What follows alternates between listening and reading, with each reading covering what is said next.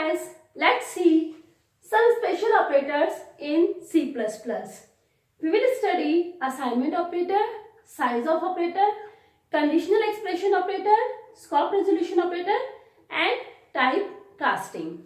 So firstly we'll see assignment operator. Fine.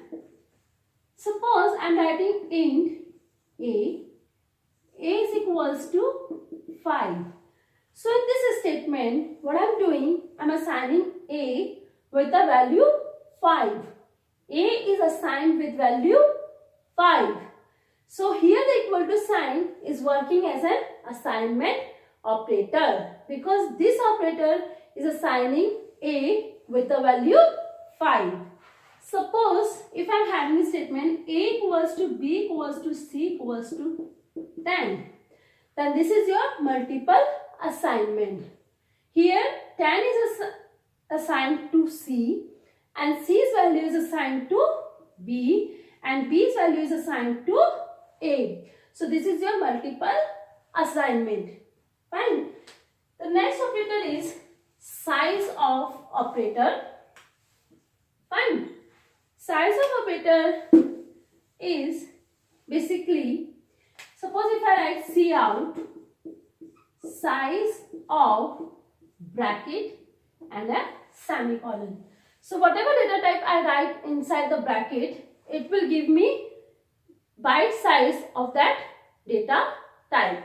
Suppose if I write char, then this statement will give me byte size of char data type. If I write int, fine, then here Sizeof operator will give me byte size of this integer. If word size of computer is 2 bytes, then this will get displayed 2. If the byte size of computer is 4 bytes, then it will display 4. So this is Sizeof operator. The next operator is conditional expression operator. Conditional expression operator is a tertiary operator. That means this operator requires 3 operands. Fine. Question mark and a colon. Suppose I write int a equals to 5, b is equals to c and a c. A is equals to 5, b is equals to 2 and a c. C is equals to a is greater than b, question mark a colon b semicolon. So in this case, this expression a is greater than b is evaluated.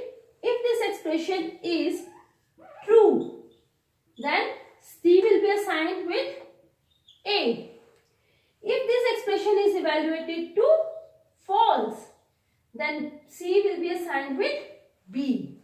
Fine.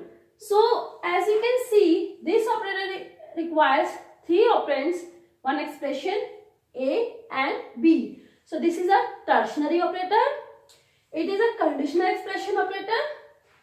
It is used for decision making. If the expression is evaluated to true, then a. If false, then b. Fine. The next operator is scope resolution operator. Scope resolution operator, see, we'll discuss 2 uses of scope resolution operator. 4 dots or 2 columns. Fine. Suppose if I write a program int main, fine. Before this I declare a global variable int a equals to 10, return 0, int a equals to 5. As we know, C++ is a block structured language. So when I am declaring int a equals to 5, this a is between this, belongs to this block. Fine. This is a local variable. So if I write C out a, then this a is locally. So I will get 5 as the output. If I write C out scope resolution operator, A, then this A is global variable. So now this statement will display 10 as global variable A is assigned with value 10. Fine. The next use of scope resolution operator is, suppose I am having a class ABC, and in this class, in the public section, I am having one function void A. Fine. I am just giving function signature here, semicolon. Okay. Outside this class, I have to define this function. So what I can do, I can write void ABC, scope resolution operator, function name, that is A, semicolon opening, curly bracket opening and curly bracket closing. So here the scope resolution operator is saying that this function A belongs to class ABC. Fine. Here what scope resolution operator is doing? This scope resolution operator is saying that this function A belongs to class ABC. I am giving function signature inside the class, and outside the class I am defining this function. Fine. So this is the use of scope resolution operator. Next we will see typecasting. In C++, typecasting is of two types, implicit and explicit. We will see with the example. Suppose I am having main block return 0. This return 0 is for this int. Fine. Int A equals to 5, comma B equals to 2. Comma is also an operator, special operator. This is for separation. Fine, as we can see easily. And int A equals to 5, B equals to 2, float C. In the next statement, I am writing C is equals to A by B and C out C. If you execute this program, you will get 2 because 5 by 2 is pure integer expression. So this will be converted into 2. So what she'll get? She'll get 2. So we will have 2 in the display. Fine. This is normal calculation. There is no typecasting here. Fine.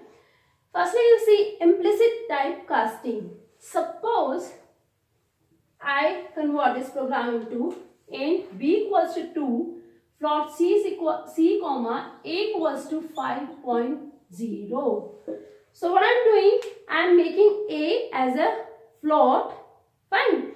And we know float is of 4 bytes and integer is of 2 bytes. Fine. So when we are having this statement, C is equals to A by B. So in this expression, one is float, second one is integer. So what will happen? Implicit typecasting will be done. Means B, as it is an integer, it will be promoted to a float. Fine. Smaller one is typecast into wider one. Fine. Int will be converted into a float. So now B will become a float. So now this will become a pure float expression. So C will be 2.5. Fine. So this is my automatic typecasting where smaller one is converted into wider one. This is my implicit typecasting. Suppose in this program, again I do changes. Here I write int A equals to 5, comma B is equals to 2, C, float C. And again what I do, C is equals to float bracket A divided by float bracket B. What I am doing, I am saying convert this A into a float. Convert this A into a float. So this is explicit. We are explicitly saying that convert this A integer into a float. this conversion or this typecasting is known as explicit typecasting. Again, as we are converting A and B into a float, so it's a pure float expression. So C will get the value 2.5. Fine. So in this video, we learned about 5 different special operator and a comma operator. Fine. Thank you.